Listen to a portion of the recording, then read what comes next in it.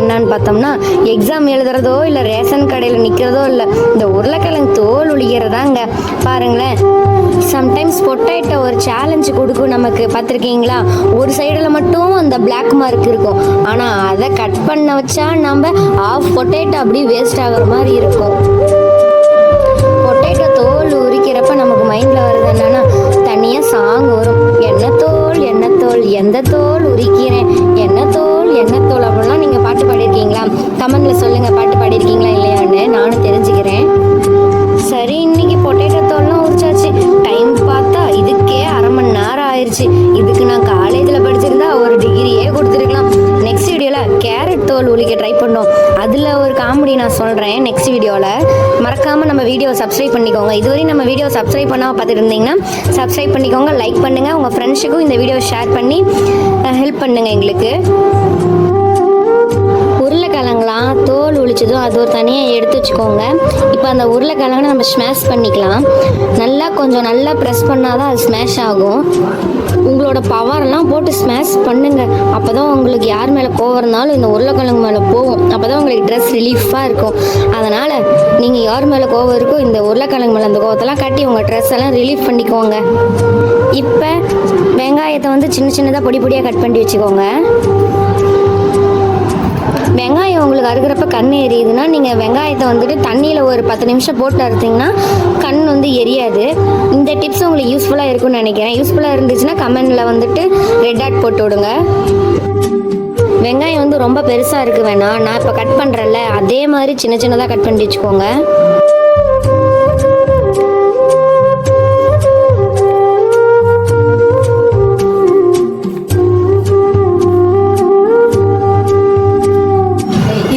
இன்னொரு பக்கம் ஒரு பவுலில் வேக வச்சு மசிச்சு வச்சிருந்த உருளைக்கிழங்கை எடுத்து அதில் போட்டுக்கலாம்.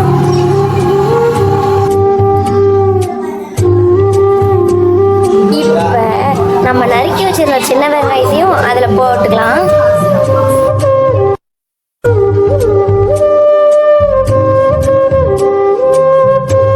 இப்போ சின்ன சின்னதாக கட் பண்ணி வச்சிருக்க பச்சை மிளகா இல்லைன்னா குடமிளகா உங்ககிட்ட எது இருக்கோ அது ரெண்டுமே ஆட் பண்ணிக்கலாம்.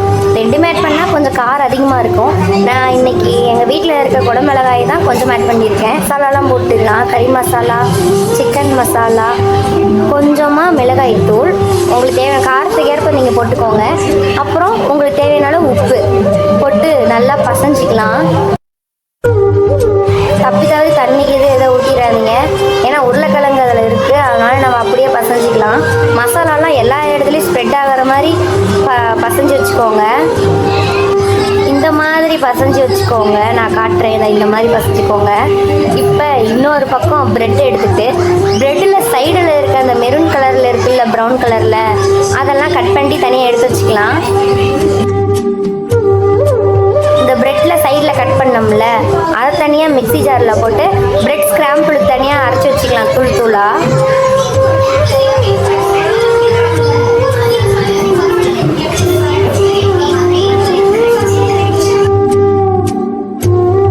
இப்போ அரைச்சி வச்ச ப்ரெட் ஸ்க்ராம்பிள் ஒரு பிளேட்டில் தனியாக மாற்றி வச்சுக்கலாம். நம்ம கட் பண்ணி வச்சிருந்த ப்ரெட்டை எடுத்து லைட்டாக தண்ணியில் டிப் பண்ணணும். லைட்டாக பண்ணுங்கள், டிப் பண்ணி அந்த தண்ணி அப்படியே பிழிஞ்சிடலாம். அப்படியே ஒரு ப்ரெஸ் பண்ணிங்கன்னா தண்ணியெல்லாம் கீழே வரும். இப்போ நம்ம மசிச்சு வச்சுருக்க அந்த உருளைக்கிழங்கு மசாலா இருக்குல்ல, அந்த இதில் உள்ளுக்குள்ளே ஸ்டஃப் வச்சு நல்லா ரோல் ஷேப்பில் பண்ணிக்கோங்க. இல்லைன்னா உங்களுக்கு எந்த ஷேப் வருதோ அந்த ஷேப்பில் இந்த ஸ்டஃப் உள்ளே வச்சு கரெக்டாக பண்ணிவிட்டு இந்த ப்ரெட் ஸ்க்ராம்பிள் இருக்குல்ல அதில் போட்டு ஒரு உருட்டி எண்ணெய் அந்தாண்ட ஊற்றி சூடு பண்ணி வச்சுக்கோங்க. அந்த எண்ணெயில் போட்டு நல்லா முருகல் விட்டு எடுத்தால் ப்ரெட் ரோல் ரெடி. பாருங்களேன், இதே மாதிரி நான் ஒரு 3 உருண்டை பண்ணி வைக்கிறேன்.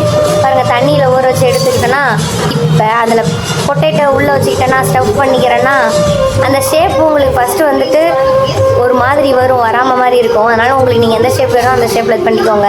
நான் ரவுண்ட் ஷேப் ஒன்று, ஒரு ரோல் ஷேப் ஒன்று பண்ணியிருக்கேன். எங்கள் வீட்டில் ஒவ்வொரு ஷேப் எல்லோரும் கேட்டாங்கனால நான் எல்லாத்துக்கும் ஒவ்வொரு ஷேப்பில் பண்ணியிருக்கேன்.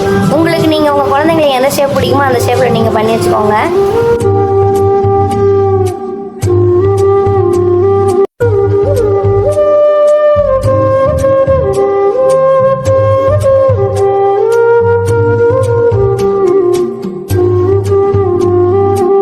இந்த ரோலை எண்ணெயில் சவுண்டு வரும் பாருங்க, புக் புக் புக் பூம்னு வரும் பாருங்களேன், காமெடியாக இருக்கும்.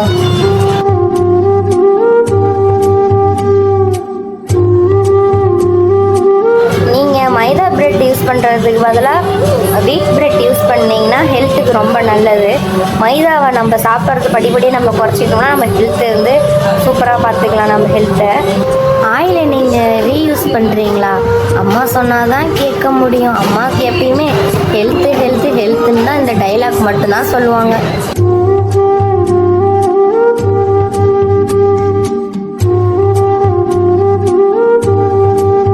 எப்போ பிரெட் ரோல் ரெடி ஆகும், எப்போ சாப்பிடலாம் போல் இருக்குது. அதை பார்த்தீங்கன்னாவே உங்களுக்கு தோணும் சாப்பிட்றதுக்கு அப்படியே கண்ணை பறிக்கும். அது நீங்கள் இன்னும் நம்ம வீடியோவை சப்ஸ்கிரைப் பண்ணாமல் பார்த்துட்ருக்கீங்கன்னா சப்ஸ்கிரைப் பண்ணிக்கோங்க, கூட லைக்கும் பண்ணிக்கோங்க. இந்த ஃபஸ்ட்டு ரோல் பொரியிறப்பே எங்கள் வீட்டில் எல்லோரும் என் பக்கத்தில் வந்துட்டாங்க. சீக்கிரம் ரெடி பண்ணிட்டு, சீக்கிரம் எப்போ தான் ரெடி ஆகும்லாம் சொல்லிட்டு பிளேட் எடுத்து நின்றுட்டாங்க. எல்லோரும் எனக்கு தான் சண்டை போட ஆரம்பிச்சிட்டாங்க. டேஸ்ட் எப்படி இருக்கோ தெரியல. நான் இன்றைக்கி தான் ட்ரை பண்ணியிருக்கேன்.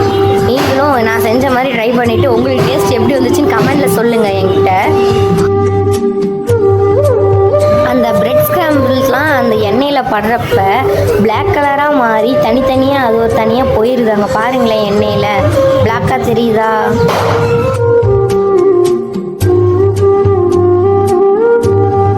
அவ்வளோதாங்க, நம்மளோட பிரெட் ரோல் ரெடி ஆயிடுச்சுங்க.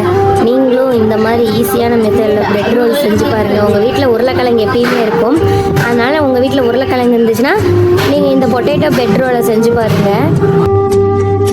உருளைக்கிழங்கு எப்பயுமே எல்லார் வீட்லேயுமே காமனாக இருக்கும், அதனால் உருளைக்கிழங்கு இருந்துச்சுன்னா உடனே இதை செஞ்சு பார்த்துருங்க.